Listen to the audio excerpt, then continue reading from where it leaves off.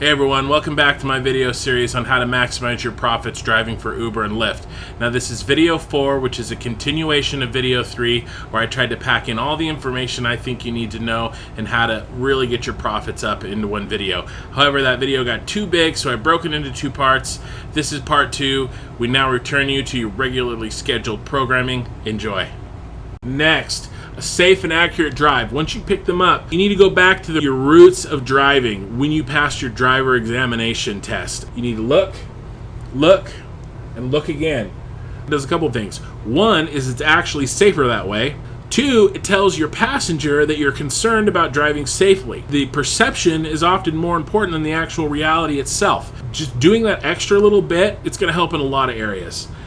And again, for the love of God, signal. Okay, signal when you're changing lanes, signal when you're going to turn, just signal. Even if you're in a turn-only lane, signal.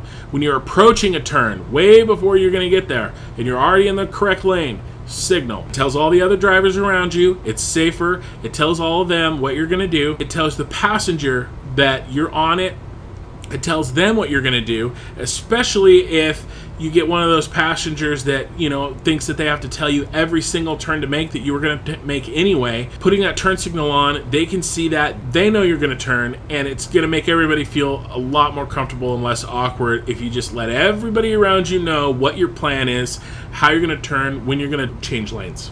No navigation mistakes. Focus. That's all there is. You just gotta focus. Don't make navigation mistakes. Hey, I've done it. I've gotten in a conversation, like a really interesting conversation with somebody. I mean, again, that's why we're driving. Hopefully, not just to make money, but also to get out there and talk to people. I enjoy talking to people. And sometimes I get in a conversation that's really interesting, and I've missed a turn because of it. Like, it happens. But you really got to focus in because they're paying for your missed turn.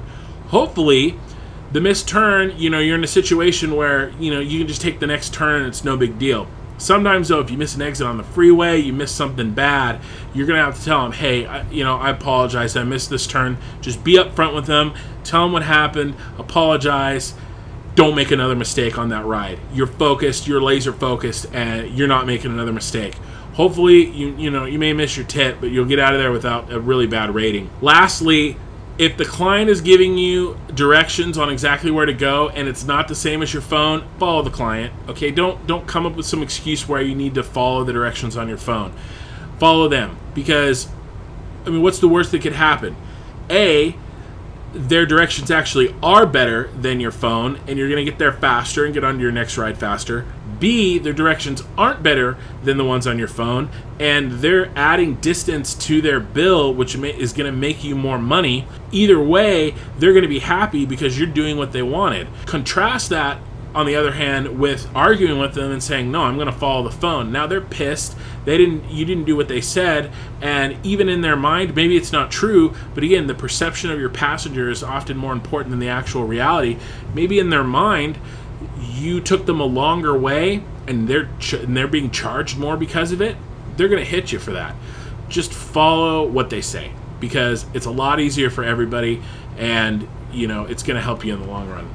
Okay, driving. Actually making sure that your passenger is comfortable during their ride is a big deal. For me, when I was learning how to drive, my mom would get really car sick. Okay, so when I learned to drive, I was like the permit driver. I had to really be careful and drive in a way that wouldn't make her car sick. And what's happened is I've tried to bring those habits with me into my driving as I've gotten older, and I think that that's really helped me in my driving for Lyft. So I'm going to break down a couple of the things that I do to help make sure that my passenger has a really comfortable ride, because I really believe that this makes a difference. Okay, easy braking. So what you're going to want to do is, let's say you're applying the brake, you're coming to your stop. If you don't let up on the brake, you're going to get a jerk like this right at the last second, right as it stops. Now, you, as the driver, may not get that jerk because your body sort of is anticipating it. But your passenger over there, you look over there, he's going to be doing this. Okay? If your passenger does that on a stop, they're not having a good time. The way to solve that is you just let up on the brake about halfway between where your foot is on the brake and all the way up. Okay, so, right at the last second, you just let up a little bit, and that jerk completely goes away. Build that habit. It's going to help you in the long run, especially if you're driving an urban area, lots of stops. You don't want the person getting out being all like woozy and car sick. Also, you got a drunk in the car. It's going to help make sure you don't get any barf going, okay? So just make sure you keep those jerks to a minimum. Accelerate gradually. Nobody should be, pushed back into their seat like they're going to hyperspace, okay? A lot of drivers don't realize because you know what you're going to do, so your body automatically anticipates that movement. The passenger doesn't have that, all right? They're going to get thrown around, and make sure that you keep that in mind. Slow into the turn, accelerate out of the turn. So this is going to be for any turn that you take at speed, okay? So let's say there's a green light and you're making a right turn, or you're getting off the freeway on a ramp. You want to apply the brake as you're going into the first half of the turn, and then as you exit that second half of the turn, either letting up on the brake, because that's acceleration, or going ahead and putting on gas. And if you haven't done it, if you don't know what that feels like, practice it, and it is a lot more comfortable for both you and the driver. Unless you're driving San Francisco hills or you got a stick, you need to have 1 foot for the gas and for the brake. No 2-foot driving. Don't do it. It's just going to be jerky and gross for everybody involved. The other thing you need to do is keep your heel planted in the floorboard. Toes come up, go to the other pedal, okay? None of this like using your leg up and down, okay? Jerks all around for everybody. You're not going to be happy. That's it for the tips section. We're going to go on to some general efficiency. Driving is a marathon, not a sprint. I do 12, 14 hours regularly. I run into that 6 hour all the time, especially on a Saturday. There's a Saturday, lots of events going. I get out there 11 o'clock in the morning. I hit it hard. All of a sudden, it's dinner time. I take a quick break, get some food. I'm back out there. All of a sudden, the bars are closing. I'm making my money. And where did the time go? You have to plan for that. One of the things that you need to try to always be doing is limiting your downtime. You're away from your family. You're out working.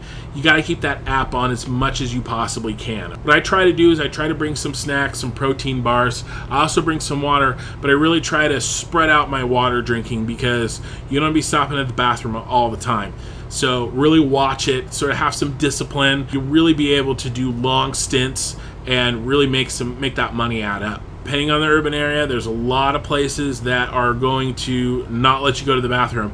Although, haven't tried it yet, but apparently Starbucks, the bathrooms are open. So that's actually might be a game changer for Lyft and Uber drivers. I mean, I'm not going to lie. I'm looking forward to it because I have struggled on finding a bathroom in a lot of times. What I was doing is making sure that I remember what places I can get in, get out quickly, get to the bathroom that don't have locks on them, that have the bathrooms right next to the door. I can just slip in, go to the bathroom, and get out of there. No questions asked, get back out on the road. Now, I mentioned a few minutes ago the 6 hour break. If you don't know how this works, and in fact, this is the only time that I was actually pretty pissed off at Lyft, is that when I first started, they didn't talk to me about this at all. Not gonna lie, when I ran into it, it was pretty irritating. Here's how it works. Anytime you turn the app on, it starts a counter of hours with the app on, and that's online. Once the counter gets to 14 hours, that app shuts off for 6 hours and you're done. You can't drive. The only way to reset that timer is to have an uninterrupted 6 hour break. So what happened to me is I was trying to maximize some peak times. Friday night, I stay out till 3. That's when the peak time ended. Peak time started again at 8 in the morning. So I get home, I get my 5 hours of sleep. I get up, take a shower, I get back on the road. I do 4 hours of peak time driving. I think it ended at 12. Go back home, go back to sleep, and start up again at about 6. Well, turns out that was 5 hours and 45 minutes. I did not have an uninterrupted 6 hour break. And so that timer never reset, and it shut me off a couple hours into my Saturday night. Customer service will do a lot of things. I'm going to talk about that in a second. But customer service is not going to turn off that 6 hour break. Plan around it. Okay, limiting your gas. What I try to do is I post up in a nice busy intersection. You have to think about how matches are actually made for passengers to drivers. Okay, it is not the closest. It is the one that can arrive the soonest. So you want to get to, as quick as you can, a nice, busy, high speed limit street, because in the navigation calculator, it's going to allow you to get there sooner than somebody that's stuck back in a residential area and has to drive on slower streets. So what I try to do to maximize it is I get to the closest intersection of the two fastest streets that are nearby me. I park right on the corner and I wait. It does a couple of things. It limits my gas expenditure between rides, but it also puts me in the best position to get a ride as quickly as possible, because it takes some patience. It's tough, especially when I first started. I wanted to drive around and test all these different places, but your costs are going to go way up because you're not getting paid for that gas use. Staying off of freeways. Now, the reason that this is important, especially if you're just driving basic Lyft, if you're driving Plus or any of the luxury rides, your drive times to get to your pickups are a little bit longer on average. But if you're just driving the basic Lyft, it really limits the algorithm and the number of ways that you can get to your passenger, because you have such a limited amount of exits off of that freeway. If you are trying to get downtown, let's say, and you're working your way there, don't get on the freeway and get there. What you're going to want to do instead is take the nice, busiest surface street that you can in order to get to that destination, and you're going to have much higher likelihood of picking up a ride along the way. Okay, here we go. Here's the thing I talked about in the beginning. Using the passenger app. Now, using the passenger app in general, people talk about that all the time. 2 phones, whatever. I use one phone and I just switch back and forth in the phone between each app. The thing that I have not seen anybody apply is the Hotelling's model of spatial competition.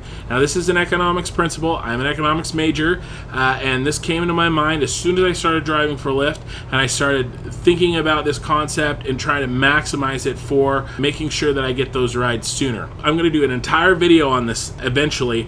However, in this video, I'm going to provide a link to a TED Ed video. It's like a 5-10 minute video. It's really great and breaks down this concept of the Hotelling's model of spatial competition. As you watch that video, think of yourself as one of the ice cream vendors. In the video, they look at each other and they adjust their strategies based on what the other person does. Now, if you're driving for Lyft or Uber and the people around you are not doing this, it gives you a huge advantage because you can box them in and you can control a lot more space. Imagine if only one of those ice cream vendors was actually paying attention to where his competition was. That's going to be you, and it is a big deal. It helps a lot. Again, like I said, it's really about controlling area, making sure that the most phones, that if they ask for a ride, they get you. This doesn't work on regular Lyft or Uber rides in really busy urban areas. There's just too many cars. All the cars are just crammed in. If you look at the passenger app, it's a mess. It looks like an ant hive of cars just driving around. It's not going to work. However, if you are a Plus or higher and there's a lot fewer cars out on the road in that urban area, or you're in a weeknight situation or a suburb situation where there's a lot fewer cars on the road, you can maximize the amount of people that are going to match to you based on your placement. And again, watch that video seriously. It'll open your eyes and it'll make you a better Uber or Lyft driver, and you will get more matches if you think about this. For sure. It's not even close. Okay, finally, some general tips. When in doubt, call support. Lyft support has been really awesome. There's only been 1 or 2 things that have happened that they haven't been able to help me with. The 6-hour thing was one of them. There was another technical issue that was happening with my app that they couldn't really help me out on. But everywhere else, they've been able to fix my issue and get me going. You know, something like the driver app for some reason canceled the ride. I took the person where they needed to go, and they bonused me that ride amount. So just call them if you've got any issues whatsoever. Trying to get a hold of them is kind of tricky. You have to start to submit a ticket, and then in some situations a call me button will come up in the help. Basically what I've done is I figured out which one I always go to. I never actually am intending to submit a support ticket. I just get that call me option to come up. They call your phone, and then you're set into a queue, and then somebody picks up. Another thing that you can call support for is removing bad ratings from your average. I've done this a couple of times. One time I picked up this guy. As soon as I pulled up, I didn't order a luxury ride. And I'm like, well, yeah, you did, because I wouldn't be here if you didn't. He was pissed, and I said, hey, look, if you want to cancel, I totally understand. It's no problem. Or I can take you where you need to go. It's totally up to you, whatever you want to do. He grumbles and mumbles. He wanted me to cancel, and he wanted to get out of it. But I mean, I drove there. That's not going to happen. He ended up saying, all right, fine, just take me. So he gets in the car. I start to take him. He gets madder and madder and madder the whole time. He starts cussing.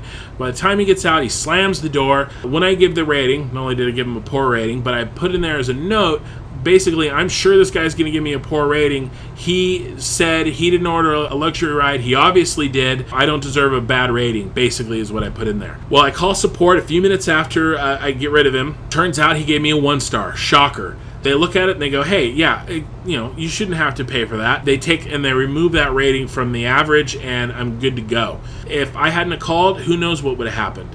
There's been a couple other times where when I get that driver rating summary at the end of each week, I look at it, and if there's any comments that I can link to a specific ride and I know exactly what happened, I'll call them up and I'll be like, look, this ride, this comment that they gave, I know exactly what ride that was. That's not what happened, or whatever the case may be. And I've talked my way out of bad ratings about 4 or 5 times because of that. What you're going to have to do, though, is you're going to have to be able to point to the very specific ride. Okay, hey, it was like 1 o'clock in the morning on Saturday, something like that, especially if you remember their name. They'll take that ride off for you. As you're out, as you're driving, as you're doing different things, try to take notes. Put it in a cell in that driver profit calculator. Figure out, one day maybe you tried all suburbs. Maybe it worked out. Maybe it didn't work out. You've got all the information there on how much money you made and what your dollars per hours were and how many miles it took you to get that money. Put in where you drove. Put in the time of the day that you drove. Put some more notes in there so that you can sort of wrap your mind around what's working and what doesn't, and you have a record of it so that you can make adjustments. I do that a lot, and I really, really think it helps. And over time, your dollar per hour and your take home is really going to increase if you make adjustments based on what you've done in the past. One of the things that I try to do is I try to come in right at between 90 and 92 acceptance rate. So what that means is if I do, let's say I do 40 rides, well, what is that? 2 rides, 4 rides in that area that I don't have to accept. So I save those for the 20-minute plus rides that are out there. Let's say it's Saturday night. I'm getting really close to that prime time hour, that time where I'm really going to make some money. Maybe I don't want to spend that time driving 15 or 16 minutes out to pick somebody up. Maybe I let that ride go and go for the next closest ride in order to maximize my profits then. Just keep in mind that whatever that 10% of your total ride count is, that you're going to kind of let go and adjust your time, your drive time accordingly. Maybe it's 20 minutes, maybe it's 15. I've let a 10-minute ride go before, so it just depends on your situation. 2 things that really, really helped: earn your amp as quickly as you can, and because it makes you look professional. The pro passengers, they know if they get somebody without an amp that you just started. It really, really helps to get that amp. People love it. I think I've gotten tips just because of the amp. It's really nice. Speaking of tips, I'm going to show a picture right here, and this is actually what the back of my car looks like with my light up sign that I bought off of Etsy. There's ones for Uber, Lyft. There's a combo Lyft and Uber one that's really cool. It actually rotates through different colors. It's really nice. I've gotten a lot of good compliments. It matches my front light up sign. It really helps also because I have tinted windows. That way my sticker isn't on the outside getting all dirty and nasty, because you can't see it on the inside. So it's really, really helped me.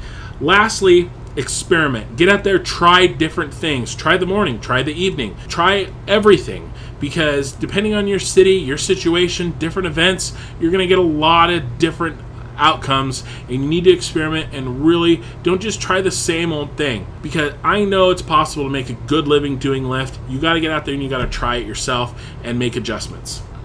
Okay guys, that's it. Until next time, go make some money. Thanks for watching.